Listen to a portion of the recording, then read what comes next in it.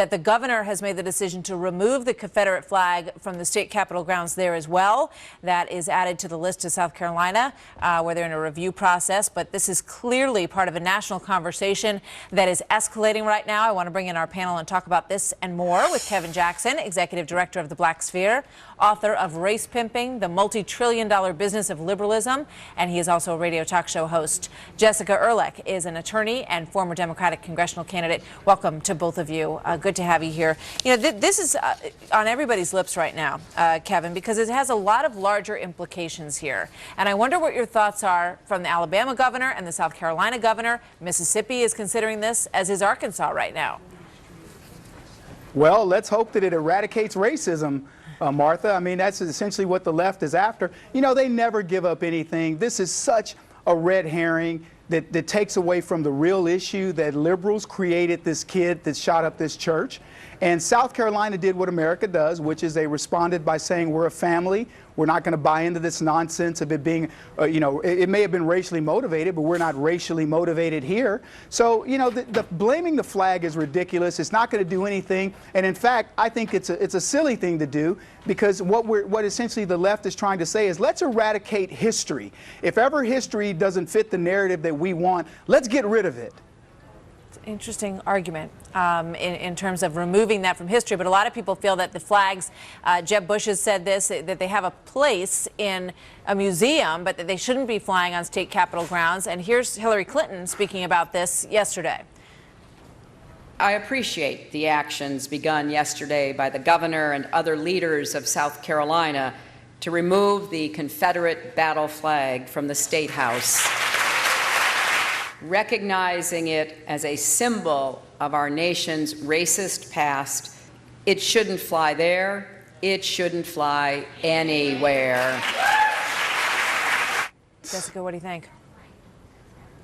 Well, I mean, I disagree with Kevin that this is just a left issue. I don't think Nikki Haley or the South Carolina State Legislature or the governor of Alabama would consider themselves to be on the left. This is an issue that we address as a society, as Americans, as the way that we want to perceive ourselves, that these states want to carry on and respect what's happened, obviously, in our history. But we're talking now about something that's happened well over 100 years ago, and we need to move forward. I think most importantly, what's, not in that clip of Hillary is that there are issues that go beyond, which I think Kevin would agree on here, just whether there's, racism will be eradicated by removing the flag. It certainly won't. That's just a symbol. But what we need to have are politicians and people like Hillary Clinton, who not only have a long history of working to make sure that we have more equality in this country, but that have solid programs to make sure that happens going forward. I hear what you're saying. I hear what you're saying. But, here's what it's leading to, okay? Because now we're hearing about removing potentially Jefferson Davis's statue from the U.S. Capitol. We're getting, people who are nervous because they have elementary schools in their communities that are named after Confederate war leaders. So, at Robert E. Lee, there's discussion about removing Robert E. Lee statues from places as well. Do we always sort of get caught up in this hysteria that these are the things that are going to make a change in this country and make everybody feel better, when in reality, it does absolutely nothing to do that, Kevin? Yes, Hillary Clinton has used the Confederate flag in her own campaigns with Bill Clinton. And if you're going to go back in history and start eradicating things, let's begin with the Democrats. They're the biggest racists on the planet. Their platform was begun with racist intentions. So go back and look at those platforms and let's start getting rid of.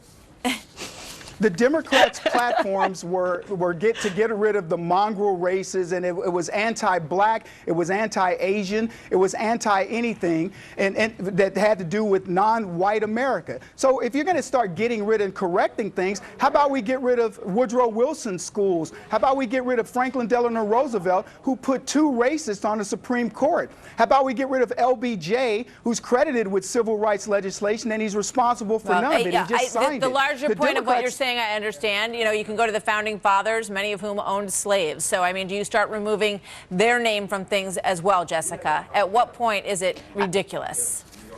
Well, I think it goes to the point that we were actually making, which is that you need to start actually focusing on policies like new business tax credits, on pre-K education, on making sure that our communities are stronger, Nice that we have a better economy, and that we are all being, brought up, because that's sort of the whole point, is that we have more equality in our society. And there are actual programs and things that need to happen we should here. move You can't forward, right? eradicate hate completely unless you do what people did in South Carolina, which is come together and say, we're not going to let that Bingo. happen. We're going to make sure that love and our religion are what are guiding us. However, there are ways that you can make our entire society better, as we've seen in the history of this country, by making sure that we've got I don't leaders think anyone and has lawyers. set a better example than the people of Charleston, South Carolina in this issue. That's exactly right. And we haven't really heard that much about that from our leaders. President Obama is going to speak at Clementa Pinckney's funeral service. He'll do the eulogy on Friday. And I hope, Kevin, that he spends some time talking about the importance of faith in that community, the importance of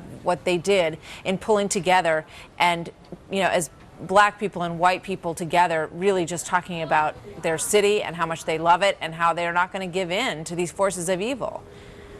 Martha, it's going to be a pander, just like Hillary Clinton's in St. Louis pulling a Dolezal, acting as if she's black, hanging around a bunch of black folks like she really cares. She doesn't care. Barack Obama doesn't care about anything about South Carolina, except it promotes some sort of a racist narrative about this. The citizens of South Carolina did the right thing. They don't care about the flags. They don't care about anything except sticking together. They've got an Indian ancestry governor, and they've got Tim Scott. They've proven that this country has overcome racism, and this is what we're talking about, a silly symbol that quite frankly is nothing more than Southern pride.